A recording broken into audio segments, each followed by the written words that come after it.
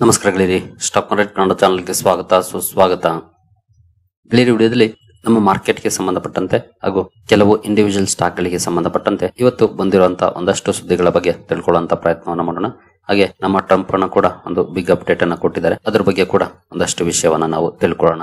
ಹಾಗೆ in case ನೀವೇನಾದ್ರೂ ಇಲ್ಲಿವರೆಗೂ ನಮ್ಮ ಇನ್ಸ್ಟಾಗ್ರಾಮ್ ಚಾನಲ್ ಹಾಗೂ ವಾಟ್ಸ್ಆಪ್ ಚಾನಲ್ ನ ಫಾಲೋ ಮಾಡ್ತಿಲ್ಲ ಅಂತಂದ್ರೆ ಚಾನಲ್ ಓಪನ್ ಮಾಡಿದ್ರೆ ಚಾನಲ್ ಡಿಸ್ಕ್ರಿಪ್ಷನ್ ಅಲ್ಲಿ ಅಂದ್ರೆ ಇಲ್ಲಿ ಕಾಣ್ತಿದೆ ನೋಡಬಹುದು 3 more links ಅಂತ, ಇಲ್ಲಿ ಕ್ಲಿಕ್ ಮಾಡಿದ್ರೆ ಕೆಳಗಡೆ ಬಂದ್ರೆ ವಾಟ್ಸ್ಆಪ್ ಚಾನಲ್ ಹಾಗೂ ಇನ್ಸ್ಟಾಗ್ರಾಮ್ ಅಕೌಂಟ್ ನ ಲಿಂಕ್ ಗಳು ಇರುತ್ತೆ. ಎರಡನ್ನು ಕೂಡ ಫಾಲೋ ಮಾಡಿ, ಅಲ್ಲೂ ಕೂಡ ಹಲವು ಅಪ್ಡೇಟ್ ಗಳನ್ನ ನಾವೀಗಾಗಲೇ ಕೊಡ್ತಾ ಇದ್ದೀವಿ. ಇನ್ನು ಮುಂದುವರಿಯ ಮುಂಚೆ ಡಿಸ್ಕ್ಲೇಮರ್ ಕೊಡ್ಲಿಕ್ಕೆ ಇಷ್ಟಪಡ್ತೀನಿ. ಇಲ್ಲಿ ಕವರ್ ಮಾಡ್ತಿರುವಂತ ಯಾವುದೇ ಸ್ಟಾಕ್ ಅನ್ನು ಕೂಡ ರೆಕಮೆಂಡ್ ಮಾಡ್ತಿಲ್ಲ. ನೀವು ಫರ್ದರ್ ಸ್ಟಡಿ ಮೆಡಿಟೇಷನ್ ತಗೊಳ್ಬಹುದು.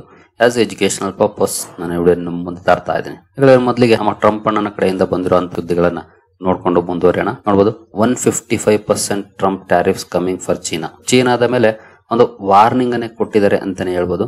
ಎಸ್ಪೆಷಲಿ ಇವತ್ತು ಡೊನಾಲ್ಡ್ ಟ್ರಂಪ್ ಅವರು ನೋಡಬಹುದು ಫಂಟಾಸ್ಟಿಕ್ ಡೀಲ್ ಆರ್ 155% ಟ್ಯಾರಿಫ್ಸ್.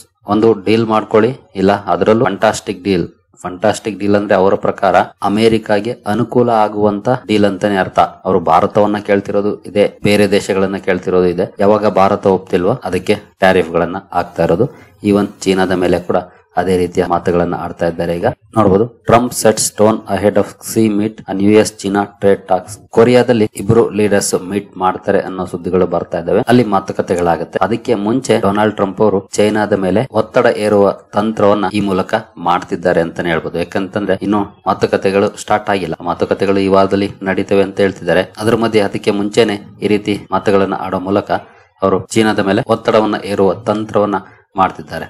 ನೋಡಬಹುದು lot of countries took advantage of the US and they are not able to take advantage anymore. ಎಷ್ಟು ದಿನ ಅಮೆರಿಕದಿಂದ ಸಾಕಷ್ಟು ಅಡ್ವಾಂಟೇಜ್ ಅನ್ನ ಹಲವು ಕಂಟ್ರೀಸ್ ತಗೊಂಡಿದ್ದಾರೆ, ಇನ್ ಮುಂದೆ ತಗೊಳಕ್ ಆಗಲ್ಲ ಅಂತ ಹೇಳ್ತಾರೆ. China's paying 55% and A potential 155% come November 1st unless we make A deal. In case deal ಆಗಿಲ್ಲ ಅಂದ್ರೆ November 1ನೇ ತಾರೀಕಿಂದ 155% ಟ್ಯಾರಿಫ್ ಹಾಕ್ಬೇಕಾಗುತ್ತೆ ಅನ್ನುವಂತ ಮಾತನ್ನ ಹೇಳಿದ್ದಾರೆ. ಜೊತೆಗೆ ಈಗಾಗಲೇ ಚೀನಾ ಇದೆಲ್ಲದಕ್ಕೂ ರೆಡಿ ಆಗಿರೋ ತರನೇ ಕಾಣ್ತಾ ಇದೆ ಮೇಲ್ನೋಟಕ್ಕೆ ನೋಡಿದ್ರೆ.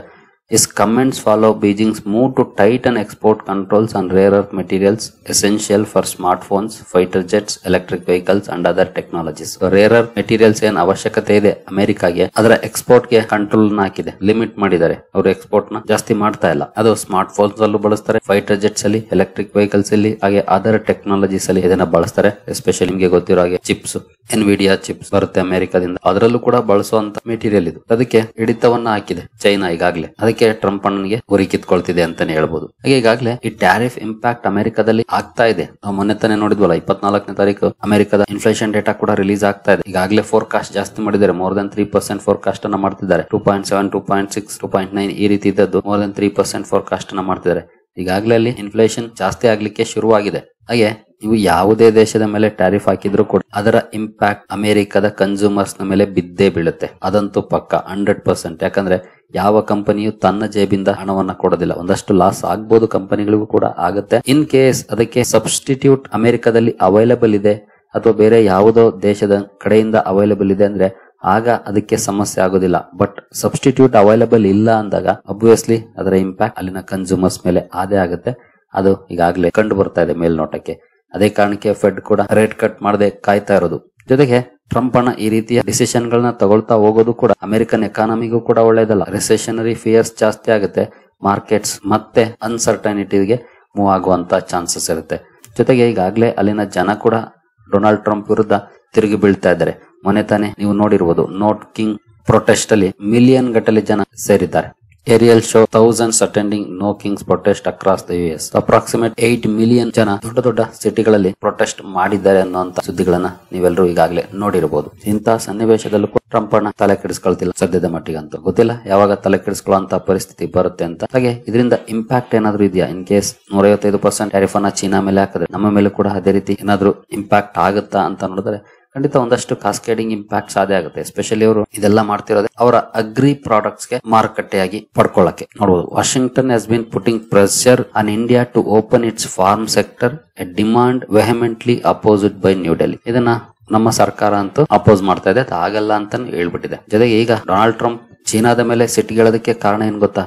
ನೀವು ಇಲ್ಲಿ ನೋಡಬಹುದು, ಸೋಯಾಬೀನ್ಸ್ ಅವರು ಬೈ ಮಾಡ್ತಿಲ್ಲ ಅಂತ ಸ್ಟಾಪ್ ಮಾಡಿದ್ದಾರೆ. ಸೋಯಾಬೀನ್ಸ್ ನಮ್ಮಿಂದ ಬೈ ಮಾಡೋದನ್ನ ಅಂತ. ಈಗ ಭಾರತಕ್ಕೂ ಅದನ್ನೇ ಹೇಳೋದು, ಇದನ್ನ ಸೇಲ್ ಮಾಡಕ್ ಅವಕಾಶ ಕೊಡಬೇಕು. ಸೋಯಾಬೀನ್ ಆಗ್ಬೋದು, ಸೋಯಾಬೀನ್ ಆಯಿಲ್ ಆಗ್ಬೋದು, ಕೆನೋಲಾ ಆಯಿಲ್. ಸೊ ಬಹುಶಃ ಸೋಯಾಬೀನ್ ಹಾಗೂ ಕೆನೋಲಾ ಈ ರೀತಿ ಆಯಿಲ್ ಗಳನ್ನ ಅಕ್ಸೆಪ್ಟ್ ಮಾಡ್ಕೊಳ್ಬಹುದೇನೋ, ಆದ್ರೆ ಬೇರೆ ಡಿಮಾಂಡ್ಸ್ ಏನಿದೆ ಅದರ್ ಅಗ್ರಿಕಲ್ಚರ್ ಪ್ರಾಡಕ್ಟ್ಸ್ ಗೆ ಅದರ ಡಿಮಾಂಡ್ ಅನ್ನ ಭಾರತ ಒಪ್ಪುವಂತ ಸಾಧ್ಯತೆಗಳು ಕಡಿಮೆ ಅಂತ ಹೇಳಲಾಗ್ತಿದೆ. ಒಟ್ಟಿನಲ್ಲಿ ಭಾರತದ ಮೇಲೂ ಕೂಡ ಈ ಮೂಲಕ ಪ್ರೆಷರ್ ಅನ್ನ ಹಾಕುವಂತ ಕೆಲಸವನ್ನ ಡೊನಾಲ್ಡ್ ಟ್ರಂಪ್ ಅವರು ಮಾಡ್ತಿದ್ದಾರೆ. ಇದೇ ಕಾರಣಕ್ಕೆ ಇವತ್ತು ನಮ್ಮ ಮಾರ್ಕೆಟ್ ಅಲ್ಲಿ ಮುಹೂರ್ತ ಟ್ರೇಡಿಂಗ್ ಡೇ ಅಷ್ಟೊಂದು ಒಳ್ಳೆಯ ರೆಸ್ಪಾನ್ಸ್ ಬರದೇ ಇರೋದಕ್ಕೂ ಕೂಡ ಕಾರಣ ಅಂತ ಹೇಳ್ಬೋದು. ಆಕ್ಚುಲಿ ಒಳ್ಳೆಯ ರೆಸ್ಪಾನ್ಸ್ ಬರುತ್ತೇನೋ ಅನ್ನೋಂತ ಎಕ್ಸ್ಪೆಕ್ಟೇಷನ್ಸ್ ಇತ್ತು. ಬಟ್ ಈ ಸುದ್ದಿಗಳೇನಿತ್ತು ಇದು ಮತ್ತೆ ಮಾರ್ಕೆಟ್ ಅನ್ನ ಅನ್ಸರ್ಟನಿಟಿಗೆ ತಳ್ಳುವಂತ ಸಾಧ್ಯತೆಗಳು ಜಾಸ್ತಿ ಆಗ್ತಾ ಇದೆ. ಹಾಗೇನೆ ಮಾರ್ಕೆಟ್ ಒಂದಷ್ಟು ಕಾಶಿಯಸ್ ಆಗಿ ಮೂವ್ ಆಗಿದೆ ಅಂತ ಹೇಳ್ಬೋದು ಇವತ್ತು. ಸೊ ನೋಡೋಣ ನಾಳೆ ಏನಾದ್ರೂ ಅಪ್ಡೇಟ್ ಗಳು ಬರ್ತಾವಂತ. ನಾಡಿದ್ದು ಮಾರ್ಕೆಟ್ ಓಪನ್ ಆಗುತ್ತೆ, ನೋಡೋಣ ಯಾವ ರೀತಿ ಪರ್ಫಾರ್ಮೆನ್ಸ್ ಬರುತ್ತೆ ಅಂತ. ಇನ್ನು ನೆಕ್ಸ್ಟ್ ಸುದ್ದಿಗಳ ಕಡೆ ನಾವು ಬರೆದರೆ ವೋಡಾಫೋನ್ ಐಡಿಯಾ ಕಡೆಯಿಂದ ಒಂದು ಸುದ್ದಿ ಬರ್ತಾ ಇದೆ. Vodafone Idea turns to Indian vendors like Tejas, HFCL, HCL to cut cost, speed up 4G and 5G roll out. ಅಂದ್ರೆ ವೋಡಾಫೋನ್ ಕಂಪನಿ ತನ್ನ 4G ಹಾಗೂ 5G ರೋಲ್ ಔಟ್ ಏನಿದೆ ಇದಕ್ಕೆ ಹೆಚ್ಚಿನದಾಗಿ ಇಂಡಿಯನ್ ವೆಂಡರ್ಸ್ ಕಡೆ ಕಾನ್ಸಂಟ್ರೇಟ್ ಮಾಡ್ತಾ ಇದೆ.